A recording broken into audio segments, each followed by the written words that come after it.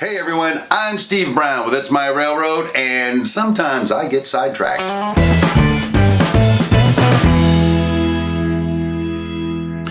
Hey everyone, welcome to Sidetracked. This is the place we keep stuff that doesn't exactly fit into one of our project builds, but we wanted to share with you anyway. So if you're new here, consider subscribing. Today I'd like to ask you this question. What is your model railroad's story? And when I ask that question, I don't mean the one that begins with, once upon a time I had a track plan and some 1x2s and some plywood. I mean, although I'm sure that's a phenomenal story and would like to hear it someday, I mean the story of how your model railroad fits into the world that you've built around it, whether it be a prototype layout or something more freelance like the Brown Smith Railroad is. And here's why I ask that question. I have found that my railroad's story is kind of a guiding and determining factor for the structures that I select, the rolling stock, the locomotives, how we do operations, etc., etc. It keeps me focused, it keeps the whole layout connected, and it kind of gives me some direction as I move forward with expansion or whatever else.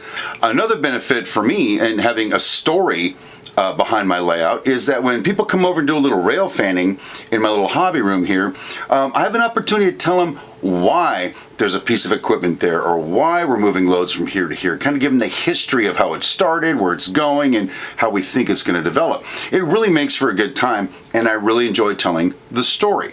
So this idea of story behind the layout is important enough to me anyway, that I wanted to just take a minute and give you sort of a snapshot of the story behind the BSR.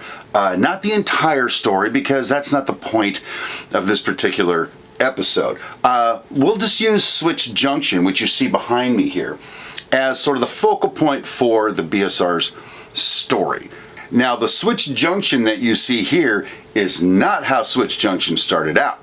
The story behind it is long and glorious and begins, like all good stories, with once upon a time. Once upon a time, there was a man named Mr. Brown. Mr. Brown had a logging camp in the mountains and a sawmill down the mountain near a place called Brownsville, a little community back in the 1800s. And once upon a time, there was a lady named Mrs. Smith. Mrs. Smith had a coal mine, and she needed to get her coal loads down the mountain and to the river to be shipped on barges to other communities downriver.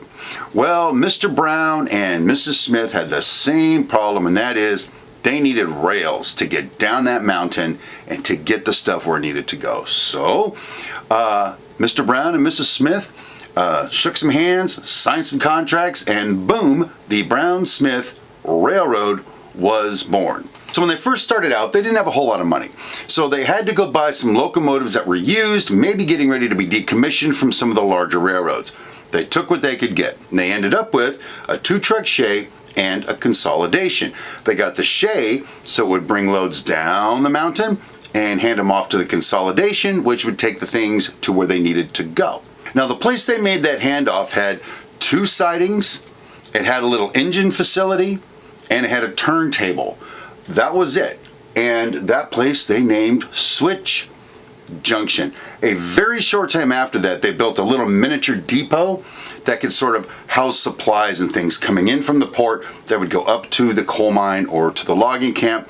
The depot also served as a place for people to hang out when they were on their way to or from the mountain, on their way to or from the port.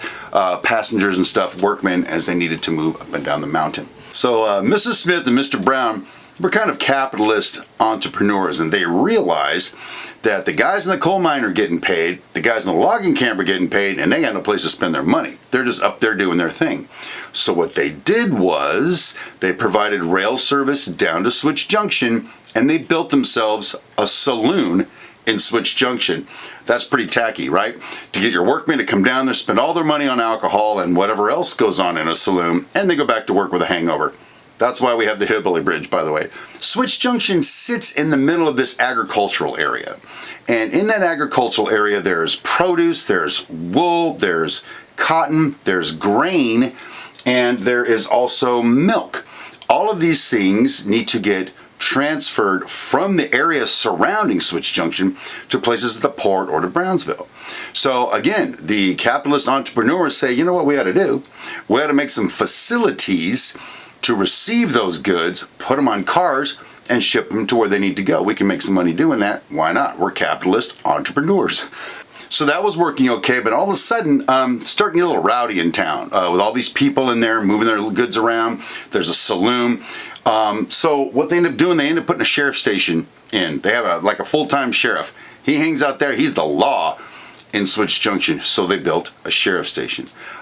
Shortly thereafter, the capitalist entrepreneurs, Mr. Brown, Mrs. Smith, realize, why don't we just put a bank there? We can loan money to the agricultural people. We can get the money back.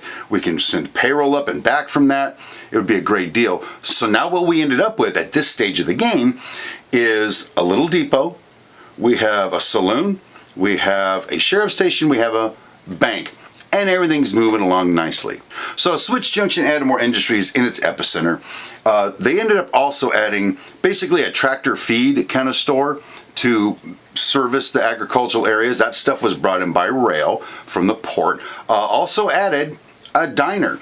This way, Ma and Pa could get off the farm, get in their beat up, rusty pickup truck, head into town, as it were, and hang out at the diner, have some food, and then, sneak off to the saloon if that was their thing. And now suddenly we have this little community that's got all this hustle and bustle going on, which originally started out with a little freight platform and 2 locomotives just to send stuff from the mountains to the port. Now here's how I use this story when I'm expanding the layout. This layout used to be 1 foot deep, and it had the 2 sidings. It had the engine service facility. It had the turntable, and had a little depot, this depot right here. That was about it. But I wanted to expand the layout a little bit. As I built the new version of the port over here, as it expanded, got to do a lot of switching over there, not so much over here in Switch Junction. So what can I do? I need to add more industries. Well, how does that fit into my story? Well, I just told you the story. I decided that the town had grown and needed more track, it needed more space, it needed more whatever. So what I did is I ended up adding this piece on right here to the layout and tried to keep everything still in context. Behind me, I still have the engine servicing facility for the 2-truck shay because we still use the 2-truck shay. It still reliably moves those loads down the mountain and takes the empties back up. No reason to make a change there. But because of the way the story developed, I was able to then add this grain loader in here, which wasn't there before, and positioned it the way I did, and had to figure out how in sort of the late 20s, early 30s, how they were getting grain into these cars. I was able to then go ahead and expand my depot, and the thing is, I've got a wooden version of it here that's all weathered and beat to crap, and then over here I have more of a brick kind of version, something newer architecture. It's just the way it started to develop as they move forward. And then of course I added the tractor feed store, I added the diner, I've got the orchard in here. But all of this was directed by the story of the Brown-Smith Railroad. Over at Brownsville, the story continues. At the port, the story continues. And even someday when we finish this logging camp build we're doing right now, there will be a story as to its expansion and why the sawmill is no longer in its place. So anyway, that's my story and I'm sticking to it. I hope you enjoyed this little tour of the layout and our story. If you like this video, do me a favor and just crush that like button there. And feel free to share this video with people if you think someone might get some kind of benefit from it. And if you're new to our channel and you like this, we got plenty more. Go ahead and subscribe so you don't miss anything. But other than that, thank you very much for watching Sidetracked. My name is Steve Brown, and I will see you next time.